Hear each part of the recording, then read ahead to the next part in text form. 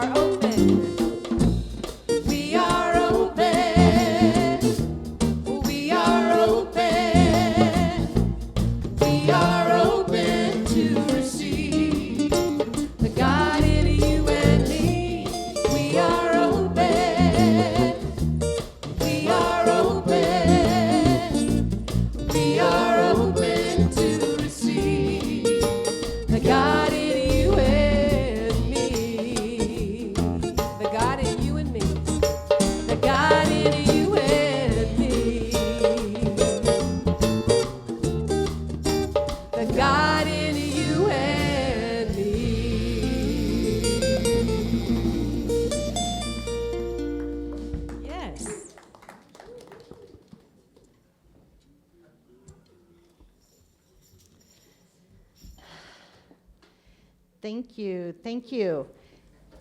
And thank you, Eric, for being with us today. It's always a pleasure to have you as a guest musician. Well, good morning, Portland Center for Spiritual Living. Good morning. I'm Reverend Bridget McCann. My pronouns are she and her. I am the senior minister and spiritual director here at the center. And you know what? You guys are the best part of my week, every week.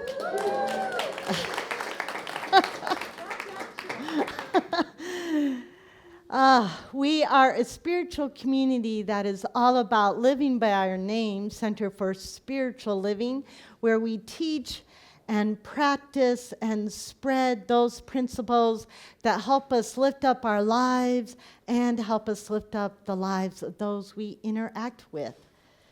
That is what we are about, and for that, I am grateful. And let me say today, because I feel moved to say a special welcome to those who visit us or not visit us, are with us in our spiritual, or let me start over. This is what happens sometimes when I speak on the fly. Let me do a special welcome for those who are with us in our virtual sanctuary space. Welcome to you. We can't see you, but we feel you. And later, I'll let you know that we have a special guest with us via our live stream, but that's to be revealed later. So, I have them all waiting for you. All right, with that, I'm going to turn it over to one of our licensed spiritual practitioners, Nadine, who will share some announcements and then lead us in prayer and brief time of silence. Thank you, Nadine.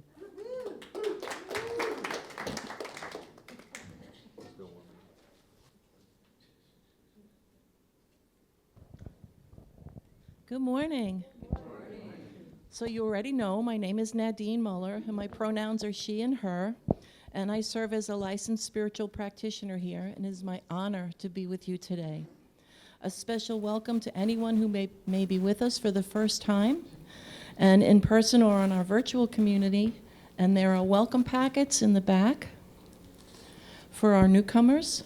The same packet information is available to our global community on our website, cslportland.org.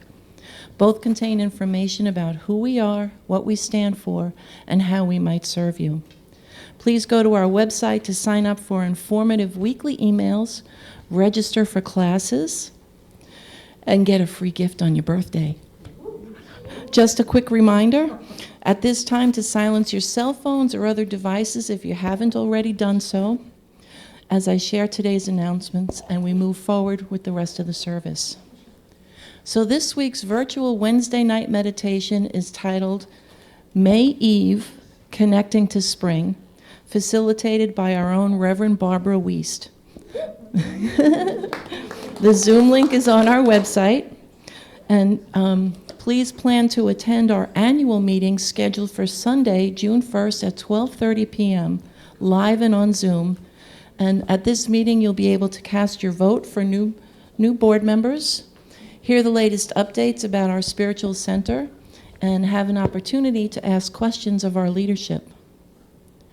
Today, licensed practitioners Donna Wallace and Kate Barrett are serving on High Watch, holding a sacred container of consciousness in the sanctuary and for our spiritual community, participating virtually. Our special music features Lauri Jones and our wonderful Friends Band and Eric Montgomery. Today's message, Renewal of Our Collective Humanity, is by our own spiritual director, Reverend Bridget McCann.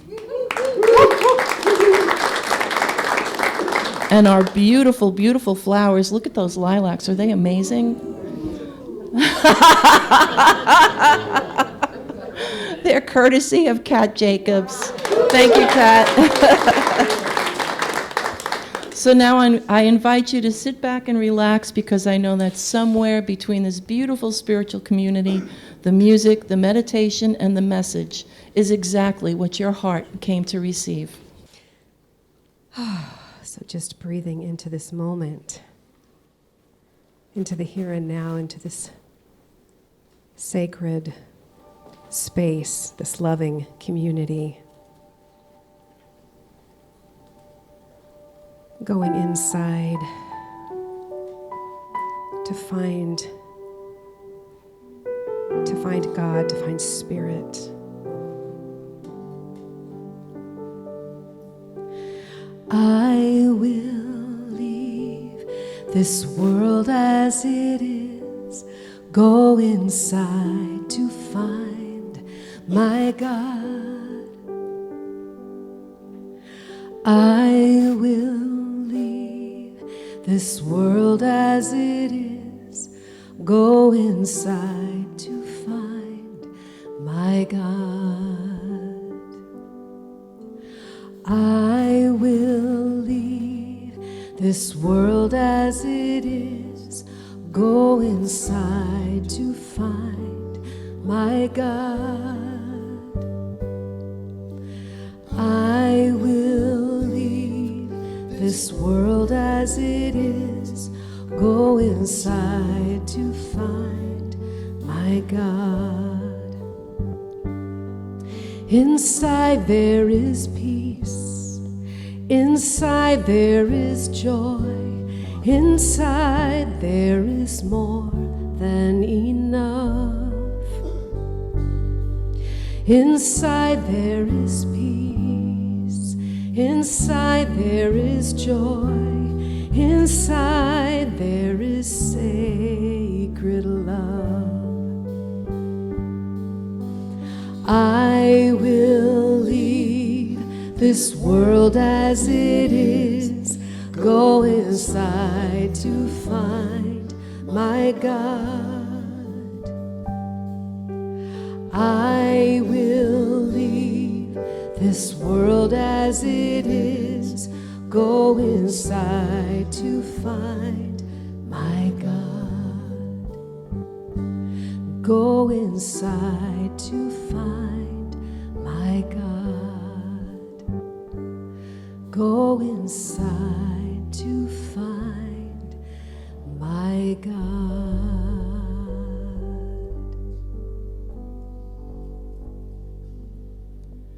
There is one divine presence. It is infinite intelligence, the source of all that is seen and unseen. In this one, there is no space or time. There is only love, light, unity, and divine perfection. Today, as we gather in the sacred stillness of this moment, we call forth the light of unity that lives within us all. We remember that there is no separation. We are not separate from spirit nor from each other. All is one.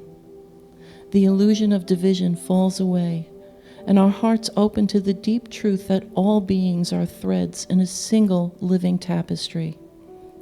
We are one breath, one spirit, one love. This awareness guides our thoughts, our words, and our actions as we continue to walk gently upon this world as reflections of the one light.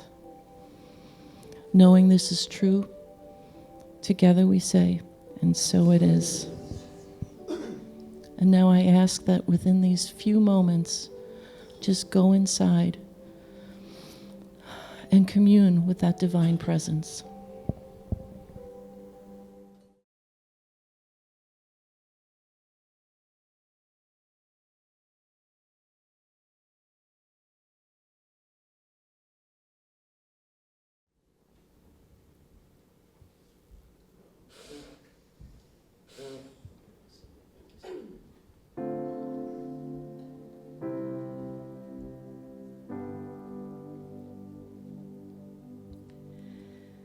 Do we see the eyes? Do we see the soul? If we have to break, how much more? How much more? We've been blind, inheriting the crime, and conditioned not to see this deep inequity. Let our hearts break open and hear the stifled voices. Listen now to understand. Take our heads out of the sand. Are we here? Are we really, really here? Do we see the eyes? Do we see the soul? And if we have to break, how much more? How much more? Oh, we're one, but not the same. Let's put aside the shame and breathe together now, with love to show us how, and face how different our lives are.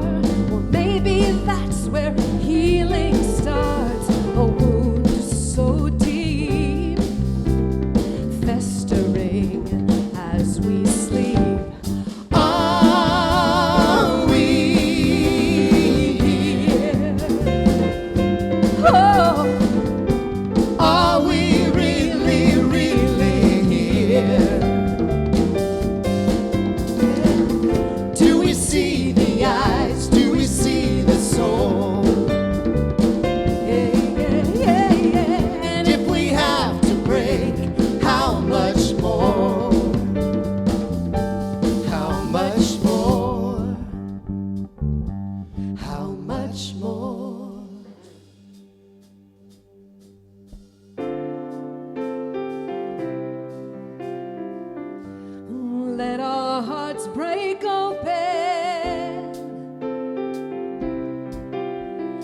Listen now, listen now. Oh, let our hearts break open. Oh, we are here. Yeah. Are we really, really here? Oh, oh, oh. Do we see the eyes? Do we see the soul? And if we have to break, how much more? How much more? How much more? How much more do we see the eyes? Do we see the soul?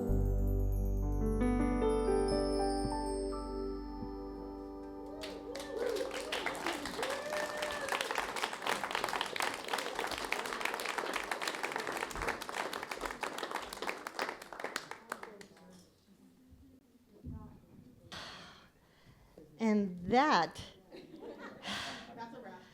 Yeah, that's a wrap. Let's just pray. Oh, we got to do the offering. Got to do the offering. I was told it's not church if we don't do that part. That song is a Lauri Jones and Eric Montgomery original. Yeah. And I think more people need to hear it. Yeah. That's probably the first time we've done that song live. Oh, wow. Lauri just shared that's the first time they've done that song live. So thank you. We get the honor and privilege.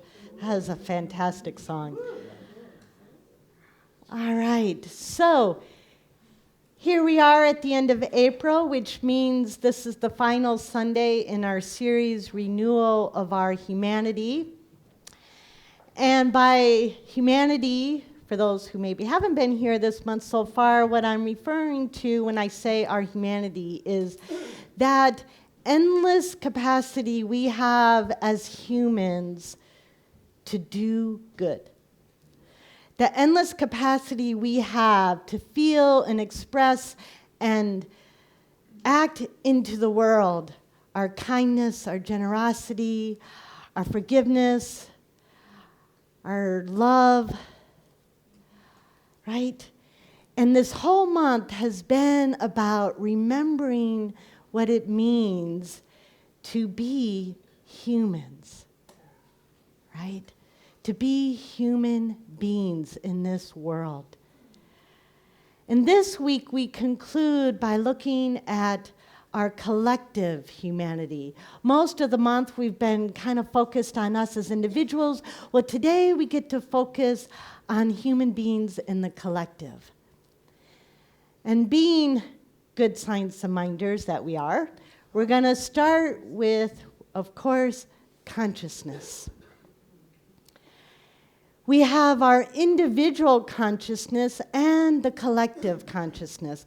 And by consciousness, I mean the sum total of our thoughts, attitudes, and beliefs. And again, we have our collective consciousness, but there is also the collective consciousness of the entire human family.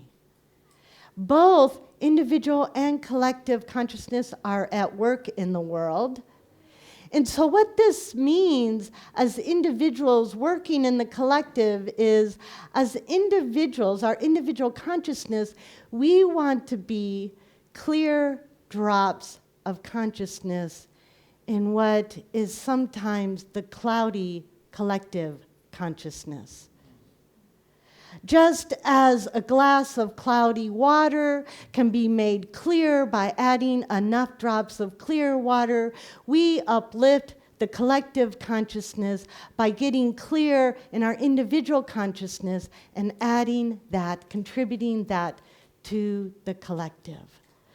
So in relation to our humanity, what that means is we want to be as clear in our consciousness as we can. We are called to be as clear in our consciousness as we can for kindness and generosity and acceptance and forgiveness and love. And know that that is how we impact the collective consciousness. And if we can do this, then we can do, as the author Toni Morrison wrote, dream the world as it ought to be.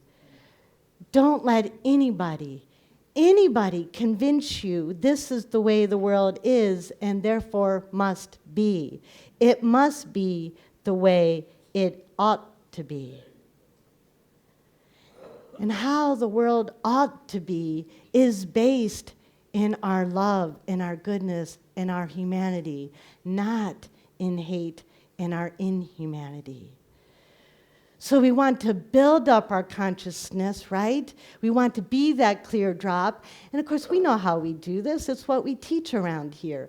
We can build up our collective consciousness through our individual consciousness by building up our commitment to that humanity, by building up our consciousness around love and justice and equity, right? We do this through meditation. We do this through prayer. And we even do this through the conversations we hold, trying to have conversations that are at a higher vibration. And I don't know about you, but I know about myself, I have not always lived up to this. And we know it's important because, you know, that consciousness, our thoughts, attitudes, and beliefs, and our conversations, they kind of feed each other. So the more I can watch the words I use, the more I can feed or build up my own consciousness, and it's like a positive feedback cycle. And just a little reminder here, when I say work on our consciousness, we each get to work on our own individual consciousness and not try to fix somebody else's consciousness. That's not how we lift up the collective consciousness. We do it by working on our own consciousness. Our founder, Ernest Holmes, gave his last sermon in 1959. And he did so as the final message at the annual conference at Asilomar, which is on the California coast. That sermon has come to be known as Sermon by the Sea. And he opens with these words: "Our religion is not something to be lived merely here at Asilomar, as much inspiration as we receive from it, but rather to take that consciousness which we have arrived at here back with us into whatever activities we may be engaged in. I do not believe life is separated from its living." And he concluded that sermon by the sea with these words: "There is a power transcendent beyond our needs, our little wants. Demonstrating a dime is good if one needs it, or healing oneself of a pain is certainly good if one has it. But beyond that, at the real feast at the tabernacle of the Almighty, in the temple of the living God, in the banquet hall of heaven, there is something beyond anything that you and I have touched. Find 1,000 people who know that and use it, and the world will no longer be famished. How important it is that each one of us, in his simple way, shall live from God, to God, with God, in God, and to each other. That is why we are here and what we are taking back with us, I trust, a vision and an inspiration, something beyond a hope and a longing, that the living Spirit shall through us walk anew into its own creation, and a new glory come with a new dawn." Yes, it starts in our consciousness. But we are also to let that consciousness lead us to inspired action. Our spiritual life is not to be separated from our living, from our actions in the world. It is these two things together, our consciousness and our inspired action, that allows us to dream the world as it ought to be. Because we are God in action. As we often say around here, God can only do for us that which we allow it to do through us, or to put it more succinctly, treat and move your feet. And what we mean around here when we say treat is spiritual mind treatment, which is the form of affirmative prayer that we teach around here. And when we do this, have consciousness, take inspired action, what we're doing is taking responsibility. Not the kind of responsibility that looks at who's to blame for the mess we're in. Not the kind of responsibility that looks to the past and says, who did this? Who got us here? No, that's not the kind of responsibility I'm talking about. I'm talking about the responsibility that says, well, here we are. In this moment, this is what we have. And we can do better. And we will do better. We're taking responsibility. We are part of Centers for Spiritual Living. And as part of Centers for Spiritual Living, we have a vision. We envision a world that works for everyone and for all of creation. And as part of that, we see a world in which each and every person lives in alignment with their highest spiritual principle, emphasizing unity with God and connection with each other. A world in which individually and collectively we are called to a higher state of consciousness and action. This from the CSL website. We dream the world as it ought to be through our responsibility and our right action. And of course, each of us gets to decide for us what is the highest calling for us, what is our right action in the world, right? It might be volunteering, it might be fundraising, it might be donating, it might be organizing. Whatever it is, we each get to decide. It all matters. And while we're doing this, just a little reminder to myself as much as anybody else, we get to practice nonviolence. Now, I know I did a whole talk about nonviolence back in February, so don't worry, I'm not repeating that. Just a little reminder that as we act in the world, we are called to be humane in the face of inhumanity. We refuse to vilify, condemn, or dehumanize. I had I'll just say I had an opportunity to practice what I preach recently. I was having dinner at a neighborhood restaurant here, sitting at the bar, and a man walked in wearing a sweatshirt that proudly and loudly proclaimed his political viewpoint. And I knew right away, I'm like, I think we're on opposite sides of the political spectrum. He stepped up to the bar right next to me, ordered a shot, and then started to proclaim very loudly in a restaurant here in this neighborhood in Portland how much he hates Portland. And how much he hates the people who live in Portland. He's from Eastern Oregon. And as he's going on and on about how much he hates Portland, I see the bartenders retreating to the far end of the bar. But then this man says something very interesting. He says, but you know what most people don't understand about people like me? As much as I hate Portland, I will defend it. I hate Portland, but I will not hesitate to defend it. And so I said to this man, I said, you know what? I said, I'm not going to hate you. I do not hate you.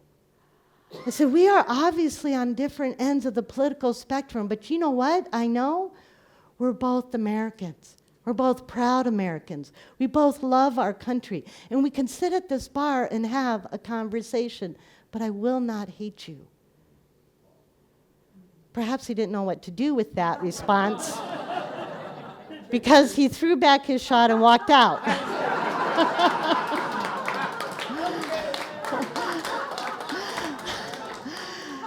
So I was sitting there going, did I do any good just now? I tried, right? I tried. But then a bartender walked over and said, thank you for putting yourself in the middle of that. That was pretty intense. And you diffused it. Right?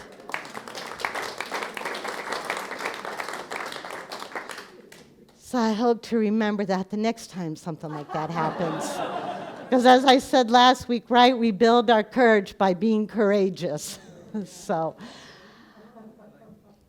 and as we're called to being humane in the face of inhumanity and taking collective action, we can also take faith in knowing that our collective action is more than the sum of its parts. There's so much power in collective action, especially when it's directed towards a common goal, a common purpose, right?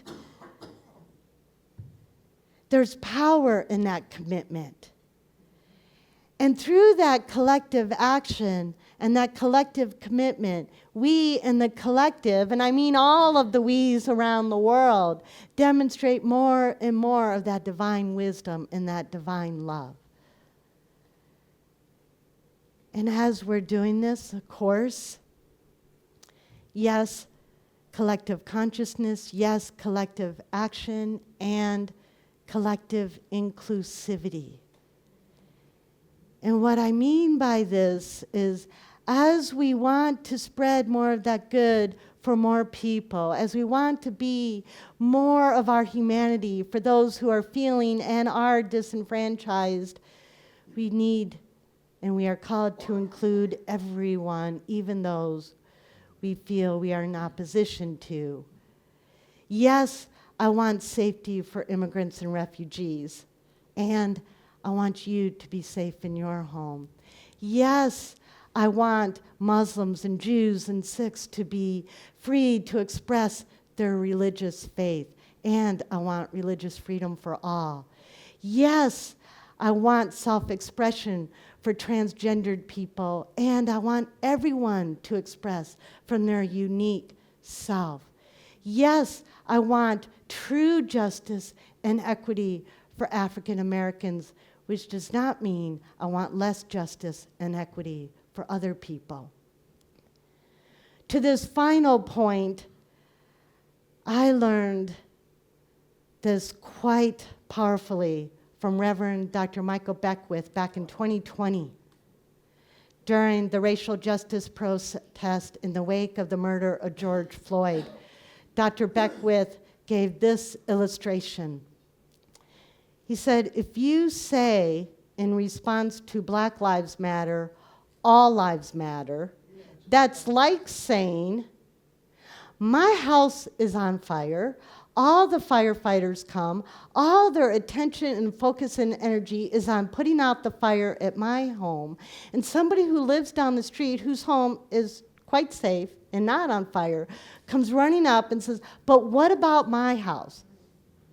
Your house is not on fire. Tending to those whose lives are on fire does not mean I don't want you to be safe. Your house is fine and will still be fine after we are done putting the fire out over here. Right?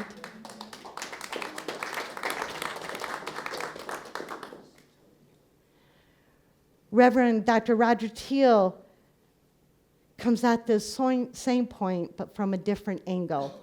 I heard him say in his Sunday message a few weeks ago, compassionate living does not mean moral neutrality.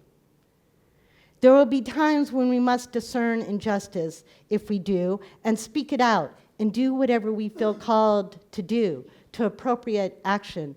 There's room for that in a compassionate life. Most definitely, there's room for that in a compassionate life. and we are always still called to the highest vibration of which we are capable. Calling out injustice and being rooted in our humanity, we can do both at the same time. Compassion for all does not mean overlooking or spiritual bypassing injustice in one place because we are afraid that it might be interpreted as not caring about somebody else. That's not at all what that means. It means tending to the fire where it is. So yes, we are called to be inclusive in our compassion and understanding. In that same sermon by the sea, Ernest Holmes said this: "You will never discover a person who is full of emotional judgment and condemnation of others, who is doing anything other than unconsciously releasing the tension of a burden so great to be borne that he does not even permit it to come to the light of day to be seen, for he could not face it." Right? I'm sure all of us can look at our own life and go, yeah, there were times when I acted from an unhealed burden. So as we do all of this, we get to be for someone, right? And not against anyone. Which is why just a few lines later in that same sermon, Ernest Holmes gave us one of his most famous lines. "Find me one person who is for something and against nothing, who is redeemed enough not to condemn others out of the burden of his soul, and I will find another Savior, another Jesus, and an exalted human being."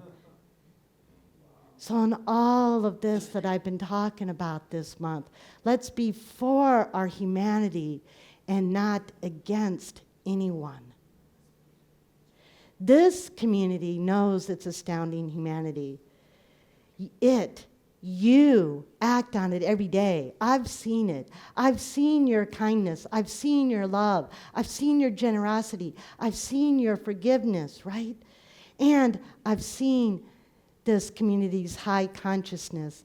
And I've seen the commitment to going even higher, which means we can and do dream the world as it ought to be, rooted in our astounding humanity.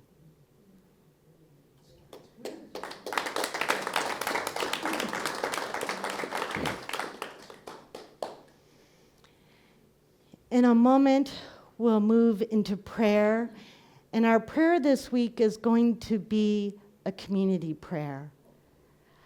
I'll start us out, and then there'll be some silence. And during that silence, I invite each of us to just claim what it is ours to do to see more of this humanity in the world, whatever it is for you. So during that silence, I invite you to claim that for yourself, and then I'll close out the prayer. But before our prayer, we're going to have a poem by Brennan Flood. I first got to know Brennan a few years ago when I was teaching a class at CSL Colorado Springs. Brennan is not with us in person, but they are with us via our live stream. So hello, Brennan. Since first meeting Brennan a few years ago, they have completed all of the coursework needed to become a practitioner, and just last week completed successfully the written exam and will soon take their oral panel to be a licensed spiritual practitioner. And because Brennan can hear us, let's congratulate them.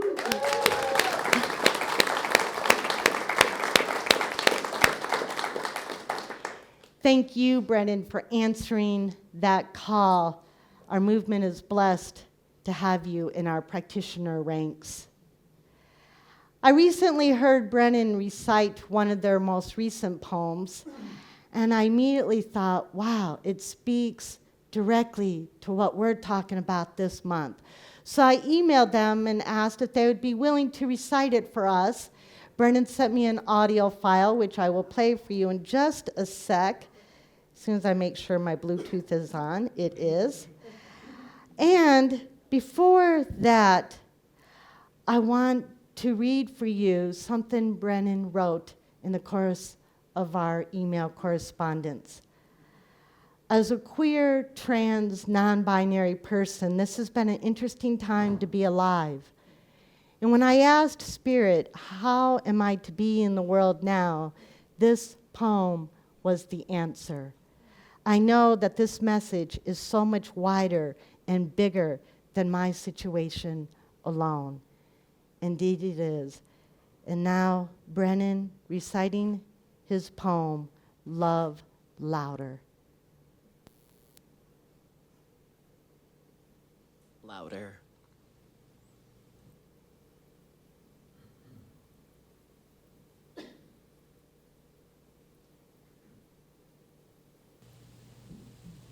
Love louder.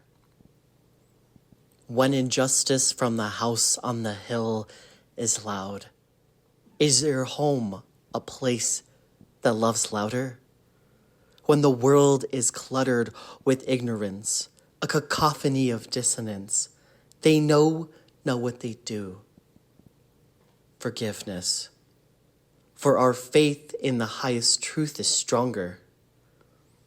Can the hurting bring their woundedness, made sick by a collective resonance based in limitedness? Will they feel God in your presence and experience Spirit in your actions as you live your love louder? I believe in your right to hate us and the freedom of your consciousness. And it's never too late to join us as we lay down our defensiveness and diffuse the illusion of separateness. I hear the fear in your anger. For you are not my enemy. The circle of my heart is wider. Come meet me in the middle, my friend, for there is no end to a world where love wins. There is no end, for there is only oneness, only one us. When pain in the world gets loud, is your heart a place that loves louder?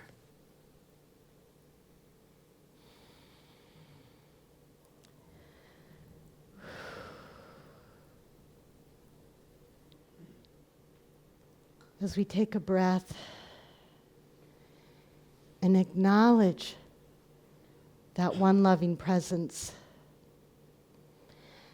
that one love that was so immense, so endless, it has no choice but to constantly create from and as itself, because it can never run out of its love.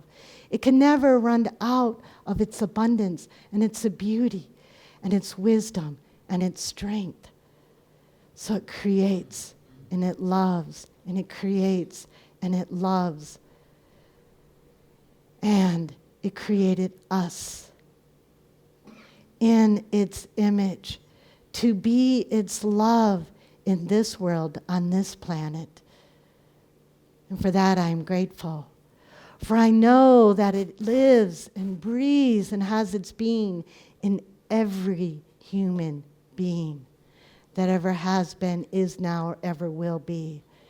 And I know it is always the whole of each and every person. And I'm grateful for that. I'm grateful that it has called us forth in these times to be its love, to love louder into the world. And in this silence, I invite each person within the sound of my voice to claim and know how they love louder. And I invite you to do this in the quiet of your own hearts and minds.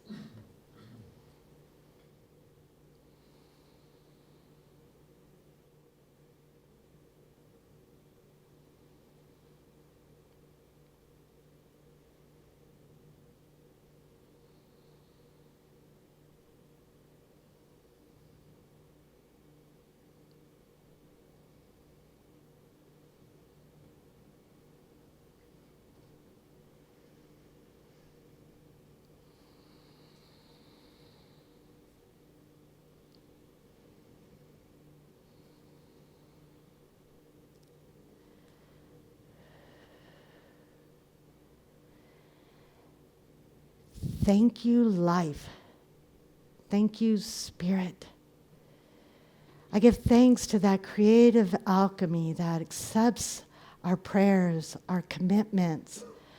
I give thanks for every high consciousness, every loving heart committed to our humanity, for all. And with gratitude for this, and with absolute faith that it is done because it is the truth, and it is the way the world ought to be. It is the way the world is. I release these prayers into that creative medium, into the law of the one loving presence, knowing that it is done, it is done, it is so, and I invite anyone who would like to join me in saying, and so it is.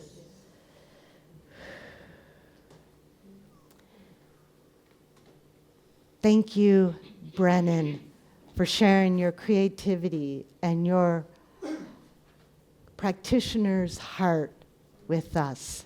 Thank you.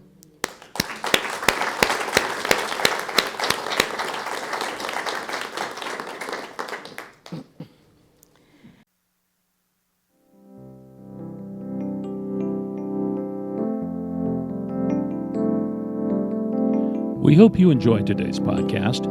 If you happen to be in the Portland, Oregon area, we'd love to have you visit in person. The Portland Center for Spiritual Living is located at 6211 Northeast Martin Luther King Jr. Boulevard. Our inspirational service is at 11 a.m. every Sunday. We also have many programs, classes, and workshops developed just for our online audience.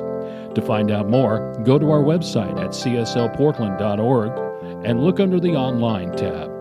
We have a variety of content dedicated specifically for our podcast listeners. Our mission is to open hearts, ignite minds, and make a difference. If you'd like to support our center and its podcasts, you can donate online at cslportland.org/donate. Our website is also the place to learn more about what's going on at the center or to contact us. Allow us to become part of your extended spiritual community. Wherever you are in your spiritual journey, you are most welcome at the Center for Spiritual Living.